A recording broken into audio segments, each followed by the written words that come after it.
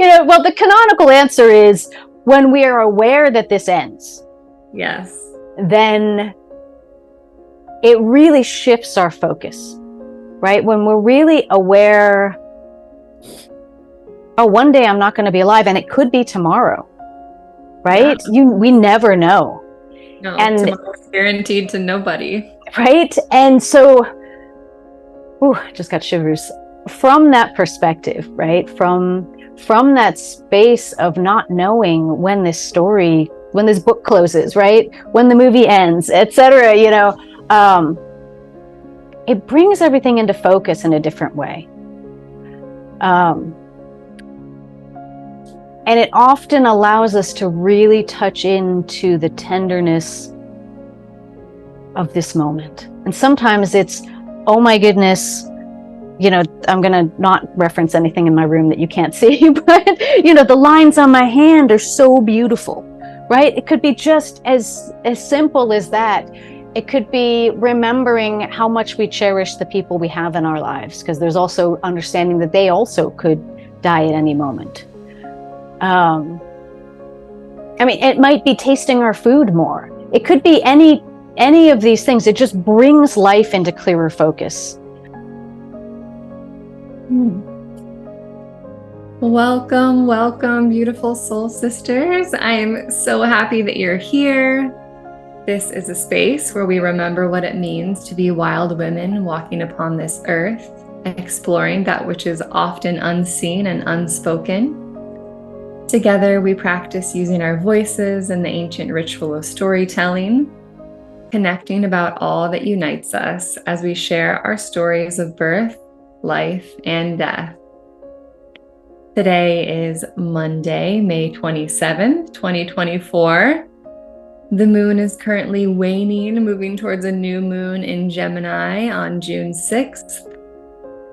If you would like to see our faces as we share here today, you can watch this episode on Earthing Nova YouTube. I am super honored to have Dr. Helen Stickney here with me today. I was connected to her through a woman on the Free Birth Society membership. Helen is a meditation instructor and death doula, specializing in contemplative approaches to mortality and grief. And I am just so excited to see where our dialogue takes us today. Helen, would you please introduce yourself more fully in whatever way feels relevant today, including telling us where in the world you are right now? Oh, thank you. Yes. Well, I am currently in Pittsburgh, Pennsylvania, and I have to take a moment to fully arrive.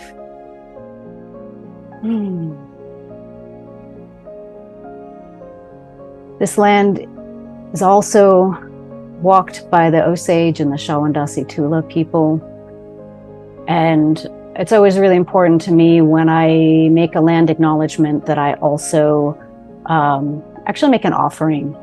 And so as part of my being here today, I will also make either most likely a monetary donation to the Three Rivers American Indian Council here. But yes, here I am. I thought a lot this morning about how I would like to introduce myself. And I don't always like to talk about what I do first off in speaking about who this being is. But as I thought about it, the words that came to me, I wrote them down, and I'm curious whether they still resonate with me. I wrote, I support people in being present for and learning to love their own humanity through the lens of meditation, impermanence, and grief. And I think a lot about this. Every day as I navigate what it means to me to be human and what it means to me to actually feel into the tenderness of being present for life as it is.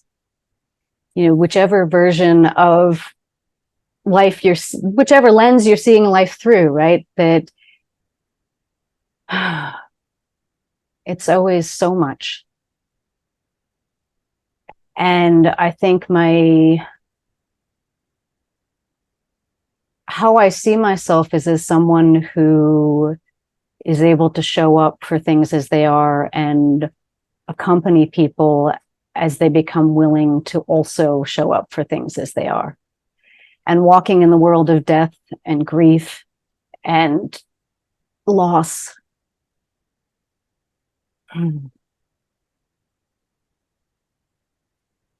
The only way I can show up for others is by being really honest about my own suffering. Mm. And so and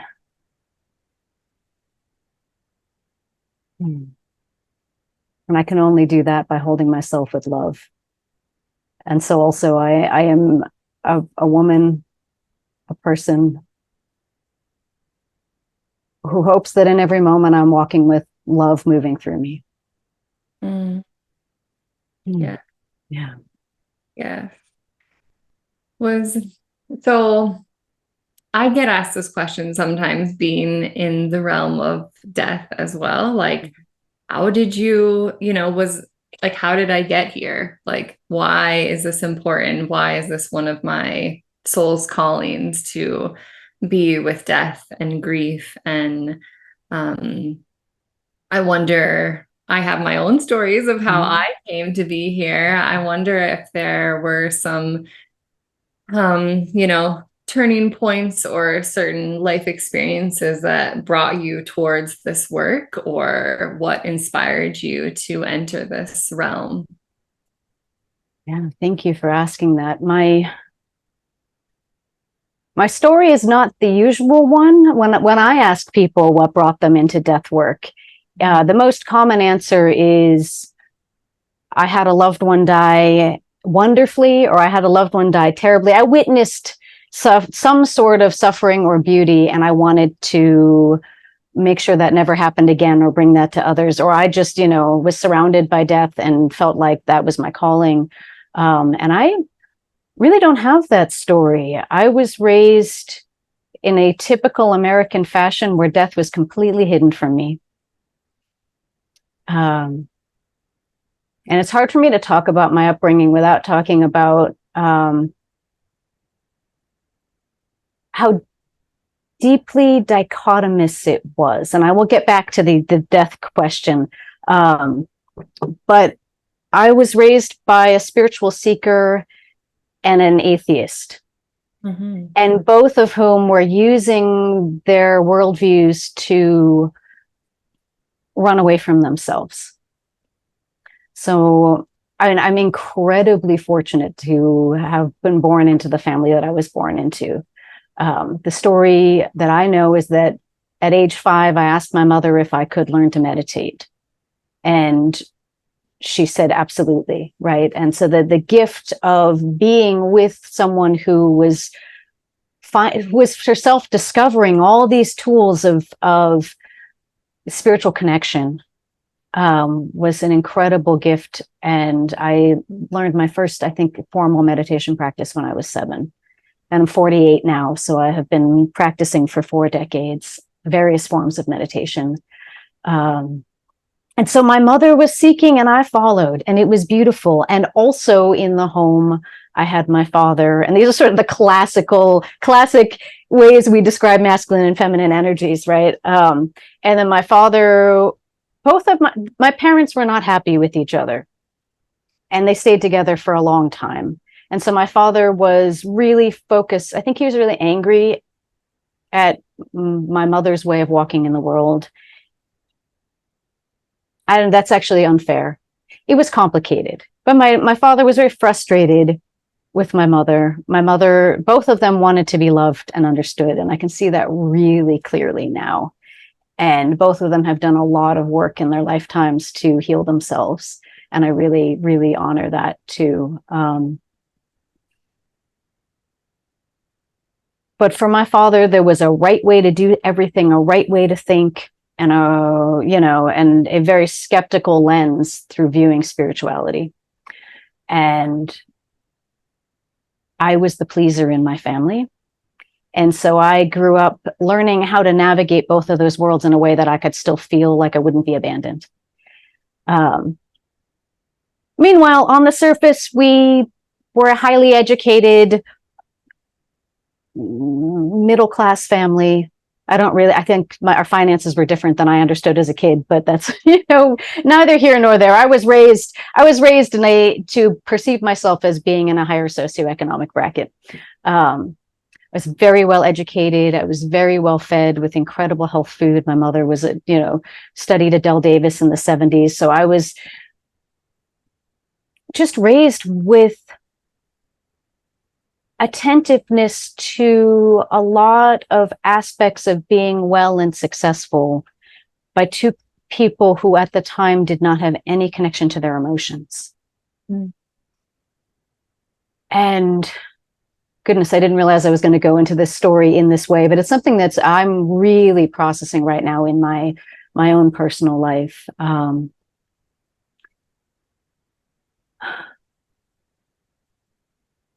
So as a child, I had a deep spiritual life. I guess the other piece I should add is that my mother told me I wasn't allowed to tell anybody about my deep spiritual life because she was afraid I would be persecuted. So I had all of these different stories about who I was and how I should be. And in the end, by the time I was an adult, I had this complete split in my psyche. I had my science friends, I had my spiritual friends, and I had two somewhat different personalities in those two realms. I got a PhD in theoretical linguistics, which doesn't sound very sciencey, but I was doing experimental psychological research on the nature of language as a single mom. And so I was a single mom and a PhD student, and there was just this drive to prove myself all the time. And by the time I was in graduate school, I'd completely shut off the spiritual end of things. And I was just driven by, I got to prove something about myself, and I've got to show how well I can show up for this very rigid way of thinking and accomplishment. And then I can be safe. I think that was just always my drive, was to be safe. Let's come back to the PhD and single mom thing. But I ended up in Pittsburgh, where I still am today. And I was teaching at the University of Pittsburgh. And I was slowly killing my career. Because what I loved about being a professor was that what I really loved was helping students through transitions. And this may have been one of my first cues. I love supporting transitions. I love teaching, but really I loved the emotional connection I had with my undergraduate students and my graduate students. And I just was so not interested in publishing, which is what one has to do to jump through the hoops to get tenure. And the other piece was that I had actually been hired for a 1-year position. It was 2008, and the economy tanked. And the position that I was hired to fill, they were hiring me for 1 year, and then they were going to do a complete search for a permanent person. But the hiring process was frozen, ended up being frozen for 6 years. And I was in 6 years of a 1-year position. First as an assistant professor, which has 1 pay grade, but then the statute of limitations on being a 1-year person ran out. So they changed my job title, and I became a visiting lecturer and took a significant pay cut, and then had 3 more 1-year positions. And I put up with it because I didn't know what else to do. And because I was slowly opening to the idea that maybe I was in the wrong career. Or maybe that it wasn't right for me, but I had built up in this rigid mental system of success, this idea that if I didn't do this well, I was a failure, and there was nothing in between. There wasn't really room for, this isn't right for me. There was only room for, I'm not good enough. And so it took me 6 years to let it go. And at that point, I walked away, but also there was no job left for me. And I hadn't tried very hard to find another one. And so here I am, it's 2014.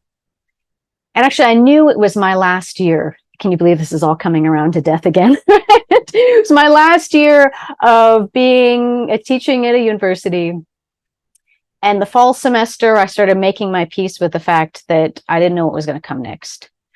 And life really was not allowing me to figure it out. I had a whole semester of just having to accept not knowing. And every time I tried to even inquire about possible other avenues I could go in, I would get shut down. I remember I wrote to boarding high school, asking about whether there would be room for me to teach some things there in the school that I was connected with.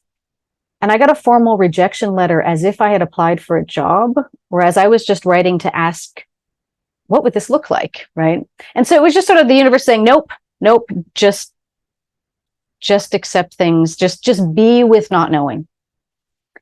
And also be with not figuring it out. Mm-hmm. And so the whole school year went by and I still didn't know what was going to happen next. And it was the summer after my final semester, and I was seeing a career counselor who didn't know what to do with me. She didn't really know anything about what it was that I did. And one night, I was actually doing a lot of work with a women's group, a very spiritual group of women. It was also maybe a pyramid scheme where we were all sort of one of those money making things where everybody buys in and then you eventually get to the center of the circle sort of thing, which I've heard work really well for some people. And it financially, nothing happened for me.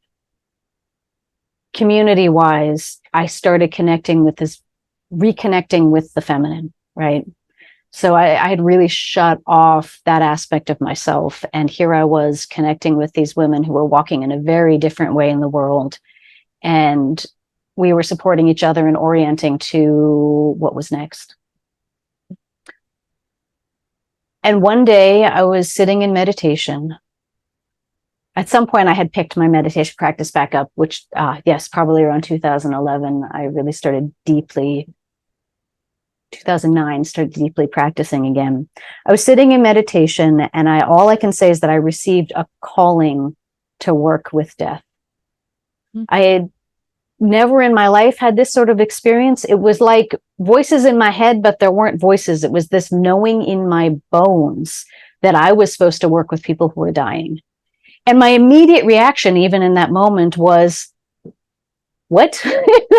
I've never even seen a dead body. I've been to maybe 1-2 funerals in my life. At this point, I'm in my mid-30s. And I just scratched my head. I said, I don't, this is so clearly a message that I'm supposed to work with the dying, but it doesn't make any sense to me. But the next day I went to see my career counselor, and we were once again sort of scratching our heads. And I said, I'm thinking maybe I could explore hospice. And that was the only word I even knew for dying people. I was like, oh, hospice. And she looked at me and she said, do you do Reiki? And I was like, I know how to do Reiki. My mom's a Reiki master. And I was, I've forgotten the word. When you receive the Reiki energy, attuned. Yeah. I was attuned in 96 when I was pregnant with my son.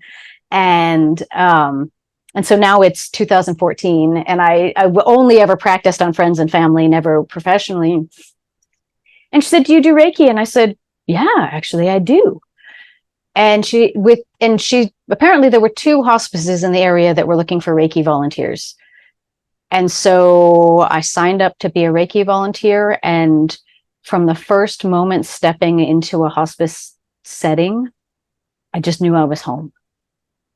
And it all unfolded from there. So that was 2014. By October of 2014, I'd been hired in hospice administration. And again, things just unfolded from there. And it's been now a decade of understanding where I fit in the death world as various gifts have been revealed to me, and life has offered me very different avenues. Always when I think I know what I'm doing, that's when I'm instructed by the things that guide me. instructed to do something slightly different. So in many ways, I'm along for the ride. And what I've learned is that my consistent strength is holding a safe container for people to experience what they need to experience. Yeah, beautiful. It's amazing how life universe does that, where you think you're heading one direction and then doors are closing and then this other door opens towards you have this calling. Mm-hmm. Beautiful. Yeah. Why do you feel it's important that we look at death and contemplate mortality? It's a really good question. And my answer to it is always changing. Mm-hmm. There's well, I guess I asked what is your answer today to this? Well, the canonical answer is when we are aware that this ends. Yes. Then it really shifts our focus, right? When we're really aware, oh, one day I'm not going to be alive, and it could be tomorrow, right? Yeah. We never know.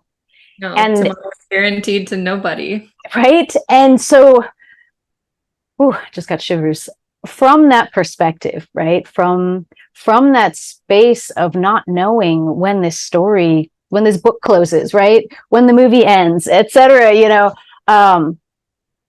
It brings everything into focus in a different way. And it often allows us to really touch into the tenderness of this moment. And sometimes it's, oh my goodness, I'm going to not reference anything in my room that you can't see, but, the lines on my hand are so beautiful, right? It could be just as simple as that. It could be remembering how much we cherish the people we have in our lives, because there's also understanding that they also could die at any moment. It might be tasting our food more. It could be any of these things. It just brings life into clearer focus. And a couple thoughts are arising as I say this, and so I'm going to try to see if I can hold them well enough to touch on them all. One piece that I work with all the time is, what does it mean to actually understand that I'm going to die? And one piece is, and I'll hold on to that one because I think this second one that's coming up for me may be more important to make sure I say, is there's also a question of, why would I want life to be in clearer focus, right? There's so much pain in the world right now. I think there has always been so much pain in the world. The human experience is complicated and messy and often painful and beautiful and all the things. And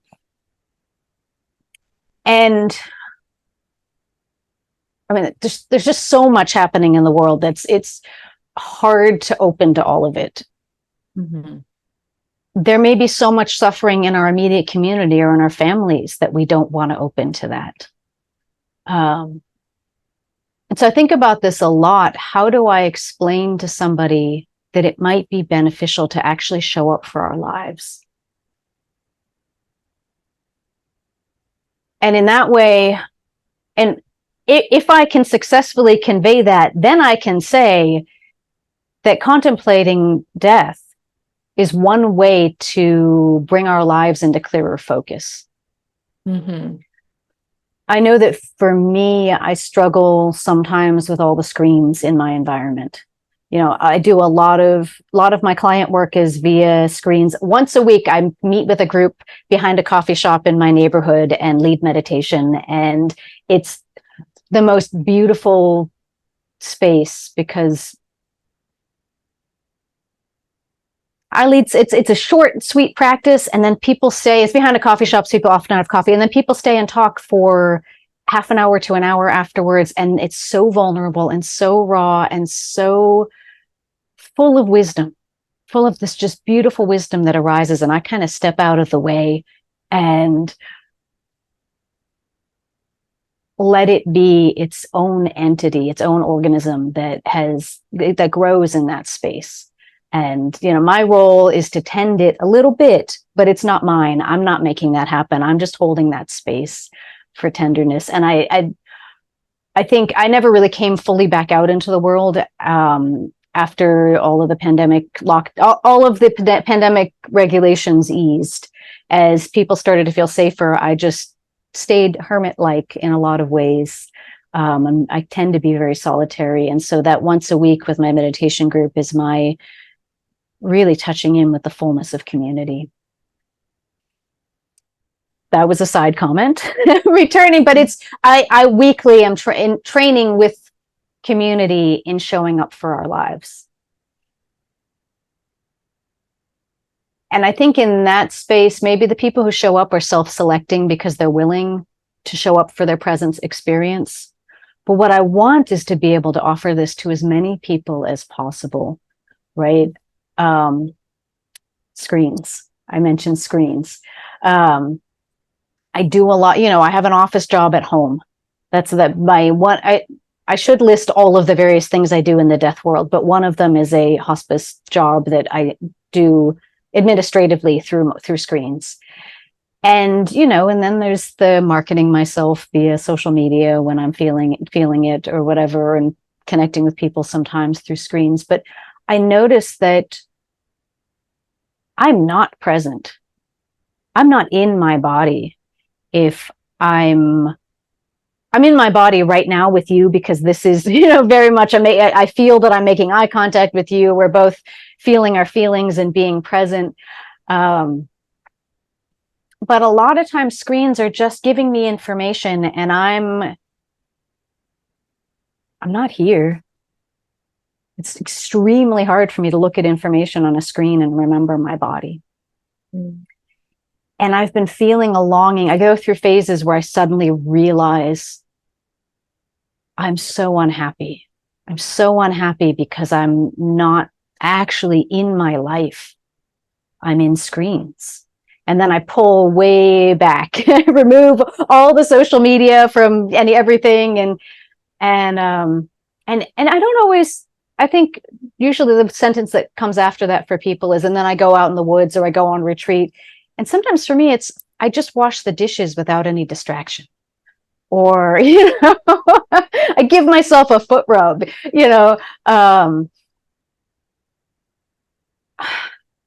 but why? Again, why would I want to feel my body? I almost feel like I can't sell anybody on it without being with them in it. Do you know what I mean? Like,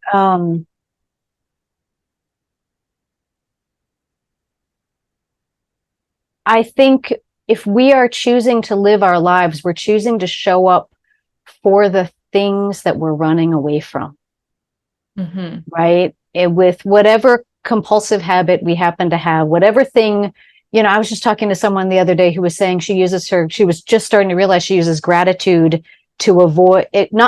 She doesn't use gratitude to round out her life, but gratitude to avoid feeling yucky, right? And she was just noticing that and watching it. And I think that's a wonderful way to engage something we might consider changing, is just to watch it, just to notice, oh, I'm doing that thing,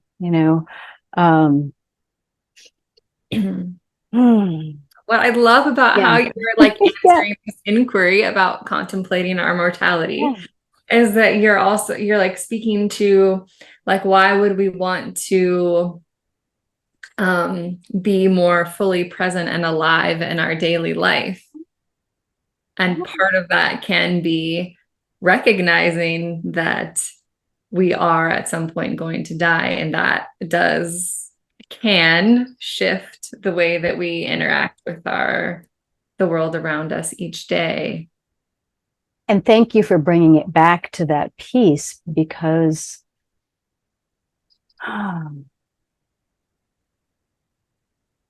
what I want people to understand is that life is so much richer when we're actually living it. And there's a capacity to access meaning and intimacy, and also by showing up for life as it is, we might realize that the things we're running away from are bearable. Right? That's what I've found. I mostly teach mindfulness practices. I have a whole array of personal meditation practices that I engage with. But I mostly teach contemplating mortality and being in the present moment.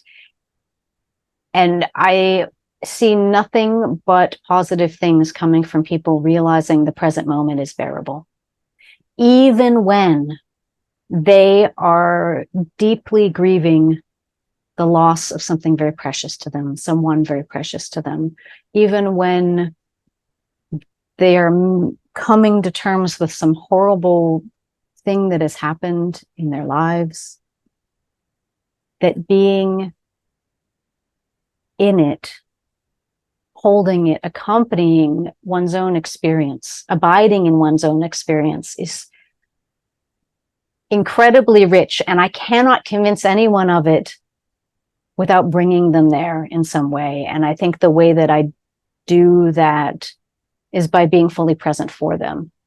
Mm-hmm. And honestly, I think that is the strength of my death care practice. You know, I'm not a licensed therapist. I am a longtime meditation instructor. I do have death doula certification, etc. But I really feel like my strength is that I'm willing to show up and be human with people. Mm-hmm. Yeah, there's so much doing, I feel like, in the world right now. We're really called outside of being oftentimes and into more of the doing realm. And I love that you're presencing the practice of being. Is that also central to the work that you do? Yes. Yeah. Yes. I'm curious about when you work with people who are experiencing difficulties around birth, right? So I sometimes work with an organization that supports people who are going through infant loss and perinatal loss. Yes. I think all loss is complex, but that's a particularly, I don't know why, it's just a particularly tender space. And actually, I'm just curious how you show up for people in that space, or who have experienced or are experiencing pregnancy related loss.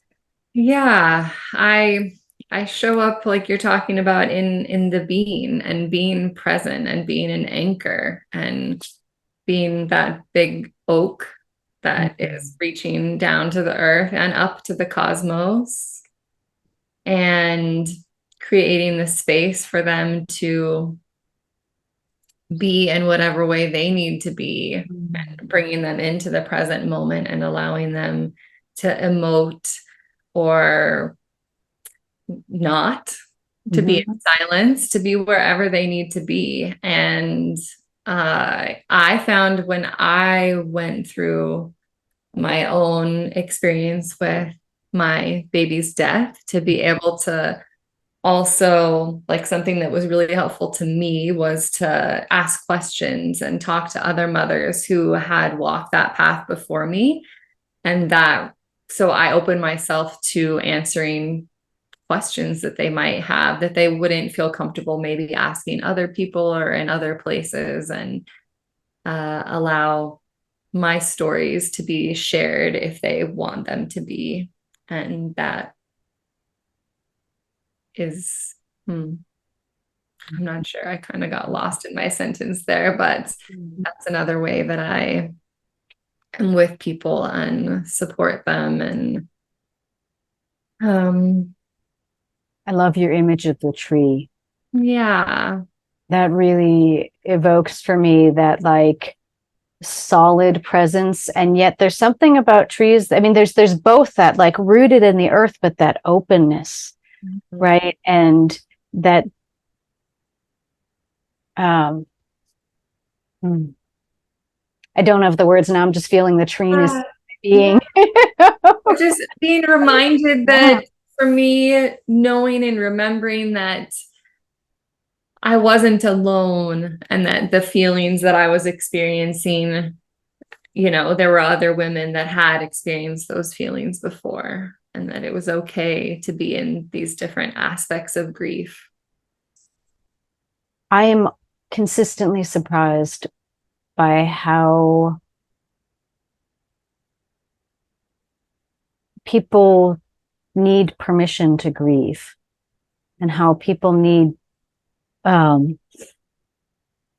many people just need a space where they can fully feel what they're feeling, and also be told that what they're feeling is normal and okay, however it manifests. Yes. I don't think I've worked with a single person who was grieving who didn't ask me for some reassurance that it was okay to be exactly how they are. Yes, yes, I love that you bring that into this dialogue, that remembering that grief doesn't just look one way, that there's a whole big spectrum of how grief appears, and it can include joy and laughter, and it's not just weeping and wailing. And I saw that you also use ritual in your work, or that's a piece of your work. That's also a piece of the work that I offer. I find that it can be really impactful and important.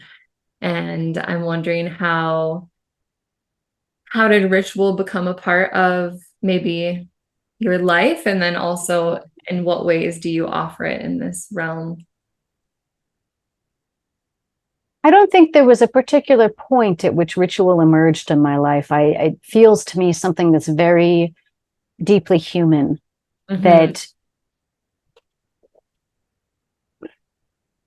there is, that sometimes moving through, allowing an emotion to move through us, allowing an experience, a transition, that movement of energy is helped by a doing, right? Or anchored by an object, or, that having external movements or objects or procedures can really allow a structure for internal energies to flow. And also sometimes, depending on how many others are involved in the ritual, it can also create community support. It just brings such a richness and both layers and support. I feel like it's a support, like a scaffolding sometimes, for us to be able to go through the fullness of an experience. So I feel like ever since I was a small child, I was performing rituals in my experience of the world. I don't know if I can give an example, but I just have this image of me sitting out in the woods and, acknowledging particular flowers as I settled into my spot that I like to sit in quietly, and so the ritual kind of emerged out of, for me in my work, out of my own, I don't quite know how it's, I think people just started asking. My decade of death practice has really been showing up for what people asked me to do. So, and I thought I was going to become a canonical death doula, accompanying people at the deathbed, supporting the family, etc. I do that work on occasion. I just had a beautiful experience working with a woman at the beginning of this year for about 6 weeks. But for a good chunk of the last decade, it's been grief work. I remember I was working for an herbalist. I actually do want to shout out to Olatokunbo Abasi, who is just an amazing herbalist and spiritual teacher, who leads Herbalists Without Borders in Puerto Rico at this time. And she was instrumental in helping me integrate my masculine feminine split. Totally going to come back to ritual here. But, I was still a college professor, but also working part-time for her in her herb shop. And I found that I couldn't sort herbs and do math at the same time, which was the point at which I realized my brain had split, my psyche had split so far that something needed to be done, right? And so she was really instrumental in helping the beginning of that integration. and also was my cheerleader as I am working toward becoming a death doula. And I remember, I wasn't sure about telling anyone. And she said, "You are one, just make a business card and start." So the day I put out my business card in her shop, someone called me who was grieving. A young woman was grieving. She just lost her ex-boyfriend to a drug overdose. And a friend of a friend had recommended her to me. And I'm pretty sure she thought I was a psychic, or she was looking for a psychic. But she was so grieving so deeply. And she said, I don't understand why I can't stop crying. And, I don't understand why I can't stop crying. Everybody at work tells me I should be over it already. And I said to her, "How long ago did he die?" And she said, "A week." And I was horrified. I was like, "Oh my goodness, this man was really, really central to your life."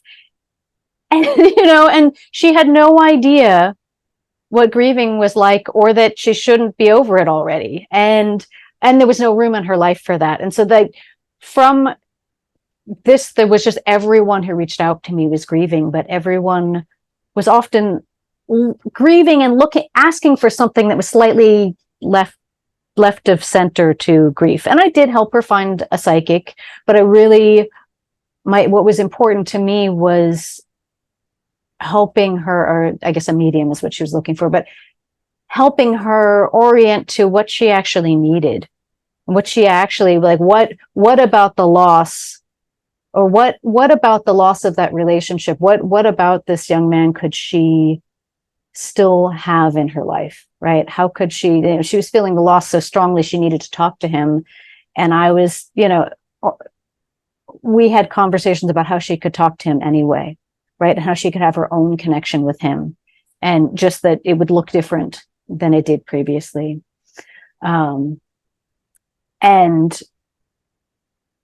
that I brought that story up because sometime later I was reached out to for a family who thought I was a psychic. I don't know how that got, again, a medium. I don't know how that got communicated. It was a woman, a friend of mine's neighbor, who had committed suicide, and she was estranged from her son. And so son and her sister showed up in the house. Apparently they both lived far away. And apparently I was the contact to tell them where they could buy sage so they could burn sage in the house. And then the sister said, "Well, could you please come and help us with your skills?" And I thought I was coming to offer grief support, but I realized they wanted me to do an energy clearing or as a psychic medium. And again, as an aside, I just remember this is a podcast. I'm so careful. I still am really careful. My mom's voice is still in my head, and that all of the angry atheists are still in my head saying, "Don't tell them about your inner landscape." But I have a very rich connection to people after they've passed over, and specifically, oh no, that's not true. Both in between the time that they leave the body and make it to where they're going, and then afterwards. It is not something that I talk about as part of my professional skill set. It's something that informs what I do, but I always will. If somebody comes to me looking for a medium, I will be interested in what's underneath that is driving them to ask for a medium, and I will want to meet them there. Mm-hmm. I think there are many reasons why that it feels scary to me to put to the fore the rich non-physical world that I have. And if there's time, we might explore that, but I'm going to set that aside for now. And just to say that, so I showed up at the house where this woman had killed herself and sat down with the son and sister and just listened for a very long time to them telling stories and then processing. And then they said, "Okay, let's do, it was hard to, they really wanted me to perform a ritual so they could connect in some way with her. And so I really just held a space for them to guide what happened. And we ended up in the living room with cushions on the floor and a candle and maybe some crystals or something. I did bring, because I had the sense that they wanted something metaphysical to happen, right? And so I did bring some crystals and some sage. I don't actually burn sage much anymore, but at the time that was definitely still part of my toolkit. And I led them in mindfulness meditation. And this is something that I have ended up doing in memorial services as well. I led them in just like coming into the body and connecting with their own heart and love. I'm going to just be in my body for a minute while I be with this practice, of connecting to one's own sense of what it feels like to be loved. And noticing where that is in the body and what that experience is for me right now. And then in this practice, I invite people to bring to mind the loved one who has died. And sometimes the relationship is very complicated. And I invite only to take a moment to think about one thing you really appreciated about this person. It could be how they wore their hair. It could be that one thing they did once that was really meaningful to you, or it could be just something, or it could be a deep, deep heart connection, but just find one thing that was actually something you appreciated. And then to notice again, what does it feel like to appreciate that person? How does it feel in the body? And then bring that appreciation into the heart.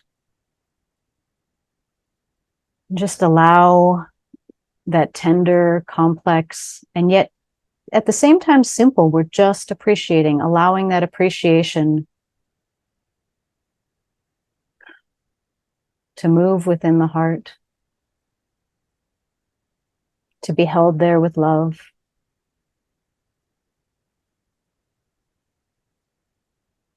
Maybe take a few breaths here and just breathe with that experience. Breathe with the fullness of that sensation.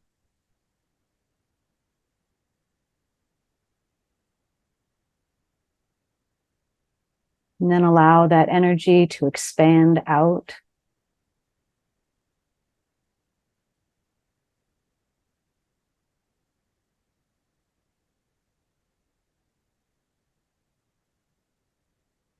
Maybe breathe here for another moment.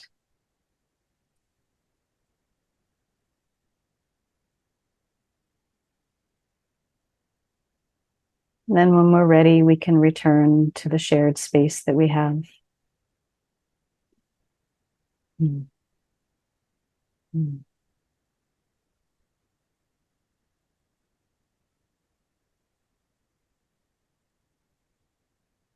Mm. Thanks for just going there with me. I didn't expect my story would turn into an inward practice. But back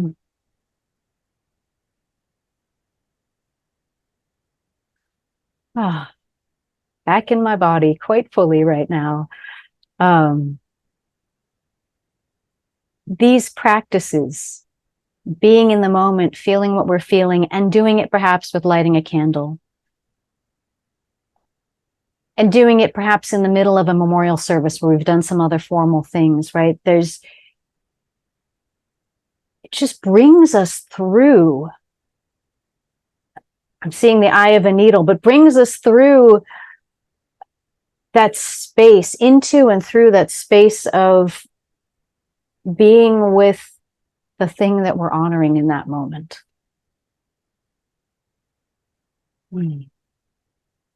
And so with this particular family, I didn't formally connect.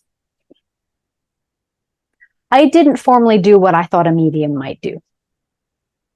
And yet I offered to them a connection in a ritual way. And then I followed as they walked through each room and burned sage, and, I listened to more stories. And then, we did a little bit of a grounding and a closing, and then we left.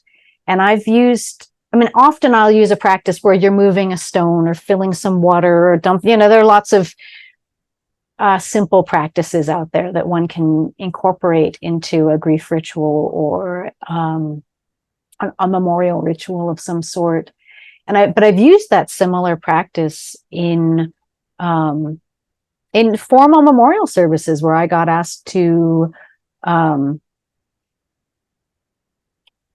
usually I get asked to show up. I don't know what this is about, but I've had a series of being asked to show up in spaces where the crowd is mostly not of my spiritual persuasion. So one time, it was during the pandemic. I had been hired to be a death doula, and then the mother died within 48 hours of me being hired. And I was then invited to do a memorial service. And I showed up at someone's backyard, and the whole backyard was full of bikers, right? Everybody pulled up on their motorcycles, and they're all ready to remember this woman. And I had been asked to lead a meditation, and lead a little bit of it. And I have since learned there is a rich spiritual world of bikers, but not, I didn't know they see, it just seemed rough and tumble sort of crowd. And I led them through a similar sort of like connecting to their love for this woman. And the number of people afterwards who came up and thanked me for thanked me for the service, which was also a word I was not familiar with at the time. But it was a moment of realizing for me, all of this, whether it's a very formal Catholic ritual, or it's something completely on the surface. I don't know. I wanted to say, I really want to honor atheists also. Atheists sometimes have a very rich spiritual life. It's just, I've encountered some very rigid atheists. On the whole spectrum of belief, just connecting to the heart and the present moment can be so deeply profound. So deeply profound. And the last thing I'll add, and I'm aware of the time, so the last thing I'll add in this frame of thinking is I also was asked to, there was a woman had died. They were going to do a cremation, so burying the cremated remains under a tree. And the daughter reached out to me and asked me to lead a meditation. But then I guess the priest that she had hired to do the service backed out. So I ended up doing the whole thing. And she had hired me to give a little meditation as a sort of an elbowing to her family, who were all Italian Catholics and Pentecostals. Okay. And I showed up as the Buddhist meditation instructor. And then, again, leading a practice just of heart and appreciation was a connecting point. And yeah, I guess that's all I have to say about that. It's been, again, I guess that is all also in the thread of I do what people ask me to do, and they find me from all different directions. And it just informs, I just learn as I go, right? I am my work too, where I'm not, that's not necessarily someone asked me to help them with grief, and it's with something I wasn't anticipating. And it's just, but I feel the calling, and I trust that if they're calling me to be with them, that I have something to offer. Absolutely. And I think when we show up as our full selves, and that for me is why my death practice is so important, right? Recognizing that I will die and being fully embodied in my messy humanness and accepting myself with all my imperfections and loving it and bring as much love to that space as possible allows me to be fully human in a way, as you said, so that I can show up for whatever I'm asked to do. And there's some grace in being human, right? When I show up accepting my humanity and not trying to be perfectly what they expected of me, When I just show up and let what is moving through me happen, it's always beautiful. Yes. And there's some ineffability, like unable, like it's hard to sometimes put into words. It sounds like the work that you and I both do. It's maybe we don't have the language yet, or I'm not sure, but I feel like you're speaking to that as well. And I love that you brought in just the heart and the way the heart center unites humanity across belief systems. And I honestly think that everything we do is based in love, which is an incredibly bold statement, given the amount of harm that is being done in the world.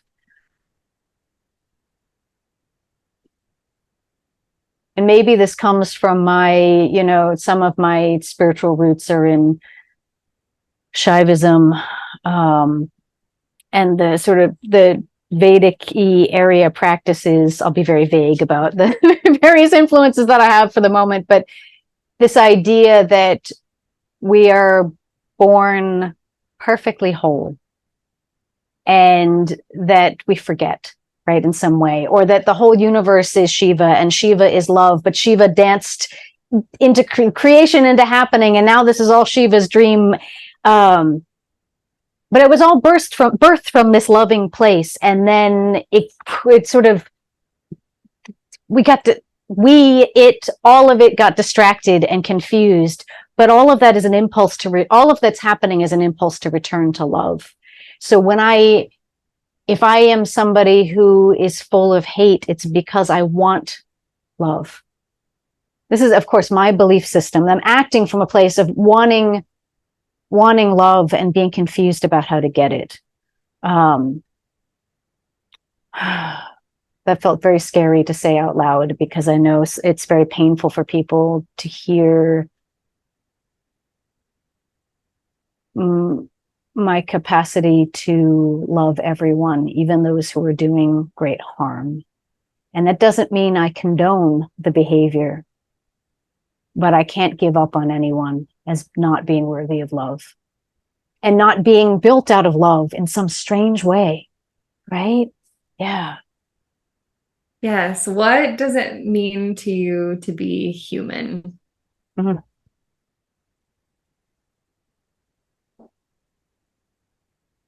You said that, and I just felt this I ask myself that every day. Yeah. Oh my goodness. I don't know. All I know is that when I try to fight against it, I get into so much trouble. That to be. What do you know for sure? What I know for sure is that it's beautiful and messy and full of love. Yeah. And that when I'm really showing up for my human experience, it's silly. If I'm alone, it's really silly and earthy, and and sometimes it's very serious. But it's intimacy. Being human and showing up for our human experience is deeply intimate. Mm-hmm. And I feel that it is often our humanity is often most present when we are connecting with others, right? That intimacy and that depth of humanness happens when we allow ourselves to be seen. Mm-hmm. And when we remember to be curious about others and take away all of those lenses about what I know about this other person, whether it's based on how they look or my years of experience with them previously, that moment when we can just drop all the ideas and be.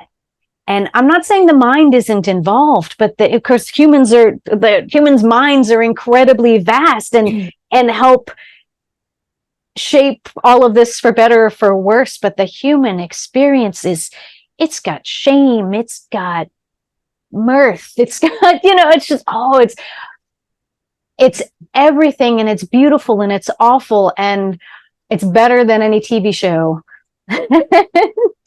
Yes. I'm just reaching. I realized my computer fell out, and I want to make sure that it doesn't. I had this idea that you just had something really cool you wanted to bring out right now. And I'm sitting here, I've got 3 stone skulls in front of me and some other symbolic things. And I'm like, oh, I'll show you mine if you show me yours. But I do have those things behind me, but I also feel like, as I say that, I'm feeling like this childlike joy to, I recently left a long-term relationship that we were making each other miserable, even though we're both wonderful people, and we're friends to, we're friends to this day. Then I was going to be single for forever, right? I was like, I'm just going to take time with Helen and, explore my aloneness. And 6 months later, I met the most amazing human, and he has reminded me that it's safe to play. And I spent, oh my goodness, I don't think I knew it was safe to play when I was a kid. And the last couple of years have been such a joyful expansion of my humanity by remembering play. And that's allowed for curiosity, and that's allowed for me to actually show up for other humans in a deeper way. It's not that I wasn't before, but now I'm showing up just fully me, because I can play takes risks, right? And I can take risks, and I can make mistakes, and I can not be good at stuff, and I can still be valuable, even though I'm not perfect. And all of that, I think, is part of being human too, when we're really able to open to this human experience. It is so much more rich if we can allow all of it to be okay. Yes. Yeah. Yes. Wonderful. I feel like I have one more question I'd like to ask you. Okay. What does the concept of soul mean to you? And, do you have a way you would define it, or yeah? You're going to get another long-winded answer. But what I have realized through my own experiences and through studying various, contemplative traditions, is that this whole existence thing is so much more complicated than our brains can sort out. So personally, I'm a Buddhist. I, have studied in the Tibetan tradition. I've studied a lot of Tibetan approaches to death and dying, which of course involve reincarnation and a bardo period between the births. I do believe personally that we reincarnate. My beliefs are not included when I'm showing up for other people, right? But I think the thing that animates us and that carries on is not as linear as what we might like it to be. Honestly, I think we're all animated by the same thing showing up in different guises. And so what carries on is a little confusing. And then it's like, I will often say bardo prayers for people after they've died for 49 days. After they've left the body until, according to the Tibetan tradition, it can take up to 49 days for humans to get where they're going next. And I discovered that sometimes when I'm saying those prayers, I'm very deeply connected to them and offering them support and guiding them. And I do see that as the soul of a person in a way. Again, in these forms, it's very linear. It's like, oh, that's Sally. And that's Sally slowly letting go of Sally as she goes on to something else. And then I do believe that we reincarnate, but I also have a rich relationship with my maternal grandmother, who died in 94, 95, right? And so that and I've actually asked a Tibetan monk about this once, who did a lot of death practices. I think his answer was probably it's more complicated than I can explain, but it's like we can move on, and yet there's also some grandma-ness that is still accessible for as long as I exist, right? And I choose to see that as a part of her that stuck around to be with me and guide me.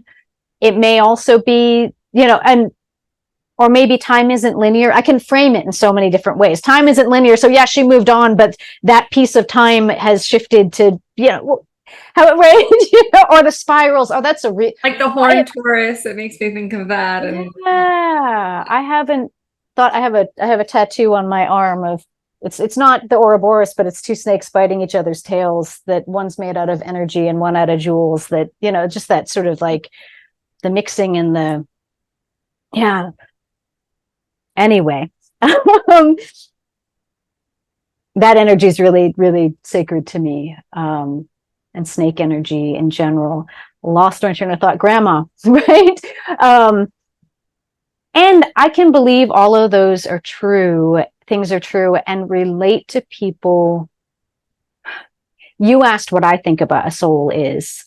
I think a soul is a very complicated concept. There's something that animates us that continues on. And depending on which aspect of it I'm connected to, I have different ideas about it. I don't know how relevant it is for me to define my own soul or to connect to where it's been before, so much as I really want to focus on what I'm here to do now. And I also want to add that I actually just want to stick with the grandma concept for a minute, because I really, my approach to grief, my approach to supporting people through grief is helping them to discover what that relationship with their loved one looks like now. And they don't have to believe that one can believe that you're dead and you're done and there's nothing left and still have a rich relationship continuing on. And I think part of integrating our losses is discovering what that relationship looks like now. Whether or not we believe in ghosts or souls or heaven or, whatever else, it can be the same practice of maintaining that connection and deepening that relationship in a new way, regardless of what we want to call it, right? And that's something that, bringing back to the first question you asked me, where I launched into the dichotomy of my childhood, I feel in the end that it was as much as it was caused a lot of chaos in my life, it is an incredible gift that I have the language to meet people in whatever world they walk in, right? That I've had one part of my life that was so incredibly scientific and linear, and one part of my life that is so deeply steeped in spiritual practices that I have been given a toolkit with which to hold whatever experience is coming to me to hold space for that, to have language for that, and then show up with curiosity and learn what's actually happening, because each human is always totally different in what they present, Thank you. I love how I can feel and hear that you bring these different aspects together in a very integrated way to support people. Thank you. Thank you. Would you share more about what sort of work you offer to people in person, virtually, in one-on-one, group settings? Sure. So let's start with in person. So for people who are in the Pittsburgh, Pennsylvania area, I do offer, I was going to say something about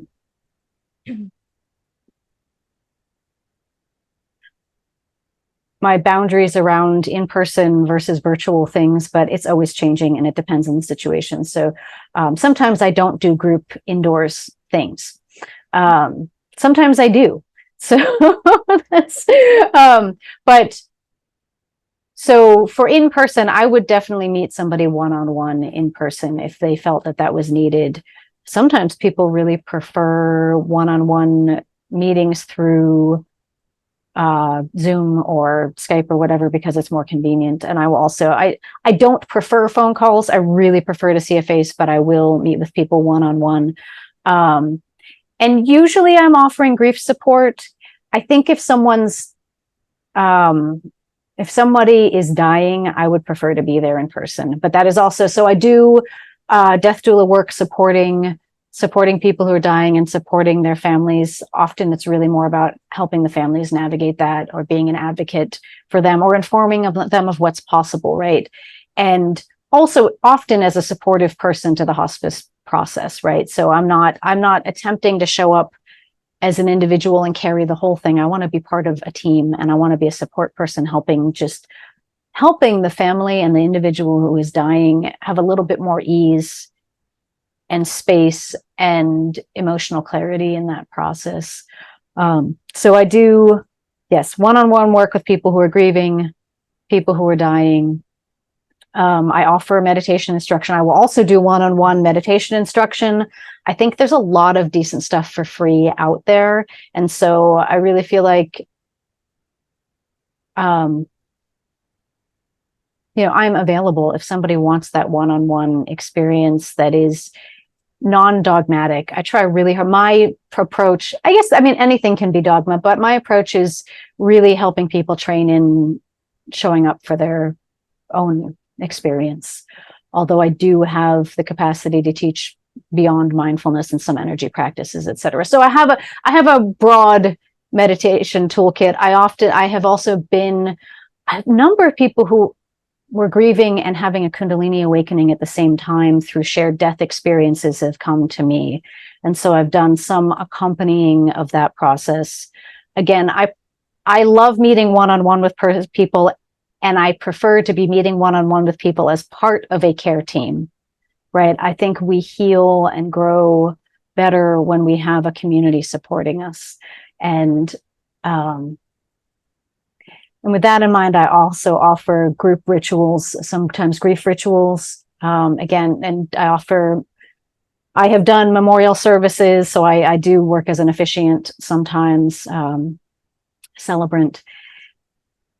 And so in the city of Pittsburgh, I lead a weekly meditation group on Thursday mornings in the back patio of a coffee shop / they bar. It's a queer bar, and just beautiful. We just sit with the traffic and the noise and the birds and be with things as they are. And I think twice a year, my friend Lisa and I do a death meditation and sound bath. So Lisa, she's part of this, she owns Sacred Centered You, which is a healing business. And she plays crystal bowls. And so she'll play bowls, and then I guide people through visualizing their own death process. And so that's in person, that's in a group. I can do that one-on-one as well. Again, I prefer that in person, but it's a guided journey through visualizing the body dying. And it's held with a lot of love, and there's a lot of space for integration afterwards. There's a lot of space for questions beforehand. And something that's really important to me is that people always feel that they are empowered to take care of themselves. And so there's always, in everything I do, a lot of talk about feeling safe. And a lot of the work I do is very trauma informed. I've studied a lot on the intersection of trauma and meditation, and how meditation can do harm when we have trauma if not done well. So that, it's one of my missions to offer these practices in a way that feels safe, in a way that is helpful and not harmful. So there's no intention to shock anybody by visualizing their own death. And I think with these sorts of practices with death, again, the crowd is pretty self-selecting, right? People don't tend to show up to visualize their own death unless they feel like that's something they can handle. But I never assume, right? So I really just want to say that what I offer is safe, or with the intention to be so. So that's in person. My collective, Pittsburgh Community Death Care, offers a lot of death education events. So this is a group that's been around since 2017. I'm one of the founders, and we provide supportive care and education to the community around death care options, and we also connect people. So I'm part of a community of death care providers, and it's really quite beautiful. Why am I telling you that? So sometimes I'm also offering education on, it could be advanced care directives. So I'm available to talk to groups in that way. But mostly options for our bodies after. Yes, because I can. People don't know what the options are. Right. Well, in the city of Pittsburgh, we have a green cemetery about 20 minutes away, and I'm their database manager. So I suppose I should say I live above a funeral home in a tiny little 2-room apartment. I work part-time in hospice administration. I help run a death care collective. I work part-time for a green cemetery. And there's something else that I'm not thinking of. But my whole life is death and dying, pretty much, and meditation.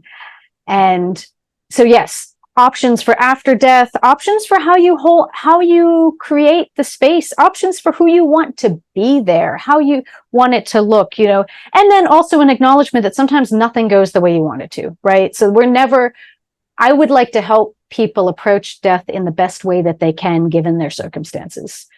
I sometimes avoid the term good death because I think it's a setup, or can be a setup for people to have expectations that are not possible, but really helping people navigate the reality of what's happening and what's possible, and seeing where those two meet, right?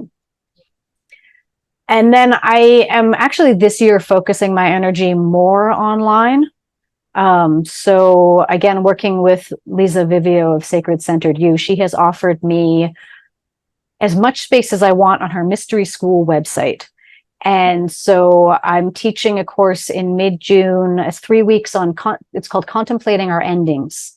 And it's 3 evening classes, or East Coast evening, 6:30 to 8. I think it's 6:30 to 8:30. It might be 6 to 8. I can't remember, but it's East Coast after dinner, maybe, and West Coast afternoon classes, but they're online, and it is practice in contemplating our mortality, specifically through the lenses of impermanence, identity, and legacy. And I've taught this course once before, and I plan to have it as a regular offering. So if someone's interested and can't make it in June, it will happen again. But the intention of this is to be for many people, it's the beginning of a death tending practice, right? Where we're starting to orient toward our own mortality, who we are, what's important to us, what we want to leave behind. And then from there, we might take action. The course isn't specifically about taking action. It's about doing the feeling into these spaces within ourselves and noticing what comes up. And I have the intention to start forming some death tending groups where we just get together and support each other, and wherever we are in our death preparations, which is something that we can be tending to our own death regularly for the rest of our lives. Yeah. Then how do people get in contact with you or find out more? I think the easiest way is just to email me directly, helen.stickney@gmail.com. My collective's website is pghdeathcare.com. And if you could put this all in the show notes. Yeah, right. And then I do not remember the formal name of the mystery school through which my course is being offered, so I want to hold off on giving you. I'll email you that information. Be in the show notes. Right. Yes, and that will be the space to look for future offerings that I have, because my intention, just this year I wanted to build maybe some free offerings as well, some really simple guided death meditations, and just build content that people can access from their homes for those people who prefer not to go out to an event necessarily. And so stay tuned for that. I'm just letting all these ideas simmer right now and seeing what arises in a form that I will apply to the website. But Wonderful. Yeah. I'm Yeah. so grateful for this time and this dialogue and your stories and wisdom today. I wonder if is there one more thing or a story I feel called to ask that you feel like many people don't know about grief or death that you wish that they did, or that you find yourself sharing with people in the work that you do? What arose for me when you said that? I mean, I immediately thought about the last um, family that I worked with. And, you know, the answer to your question before I launch into a story is that there's no right way to do it.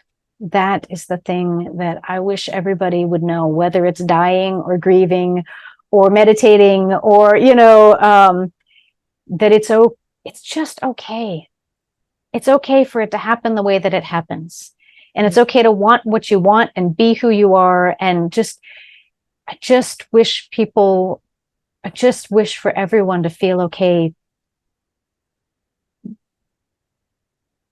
with themselves, with how things evolve, to just remember there's no right way. It doesn't have to be a particular way. And I can have intentions for an outcome, and however it is okay. And I will find something in it that is okay. Sometimes it's just okay eventually, right? But I was thinking about how I spent about 6 weeks with a woman who was dying of dementia, and her son had hired me because she was afraid of death. But at the point when he hired me, she was no longer really able to have a conversation about it. And so I formally was hired to model spiritual ease, which meant a lot of me showing up and just snuggling. I ended up showing up and snuggling with her in bed and singing songs and breathing with her. And just when it was possible to talk about death, we did, but mostly we just had a very intimate, loving, relaxed relationship, which she couldn't have with any of the people around her at that time for various reasons. And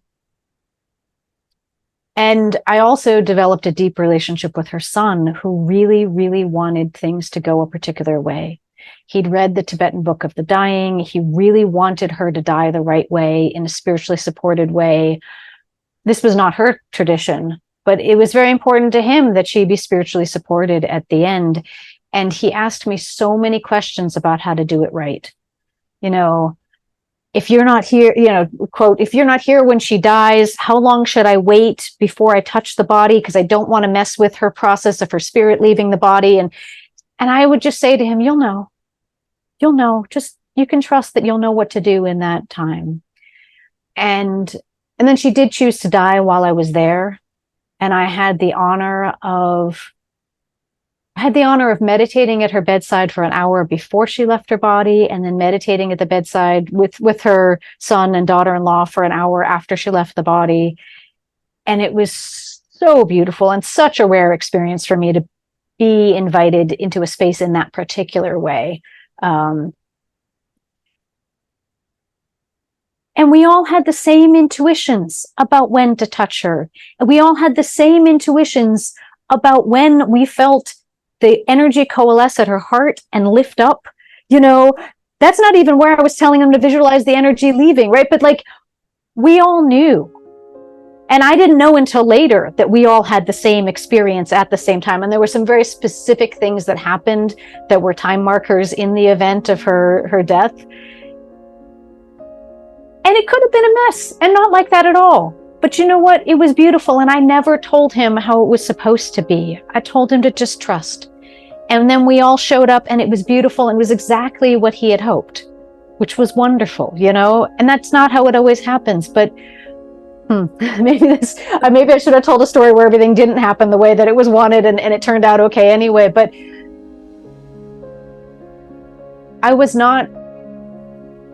I'm never going to tell you what's the right way. It took me 40 years to realize there was no right way. And Yeah, it's going to be okay. That's what I want everybody to know. Yeah. We do our best and it's going to be okay. Yeah. Thank you. Thank you. Thank you. Thank you for tuning in today. I hope that you enjoyed this episode of The Heart of the Soul. You can support this podcast by donating to it using the PayPal or Venmo links found in the show notes below. If you have stories that you would like to share on my show, please send me an email through my website. I would love, love, love to hear from you. If you would like to work with me one-on-one, please check out my current offerings on birthingnova.love. If you're listening on Spotify, you can now send me a voice message through the link at the bottom of the show notes. Until next time, remember to be brave, be love, be wild, be you, and be the change that you seek for yourself and for the generations to come. Love, love, love, love you. Mwah.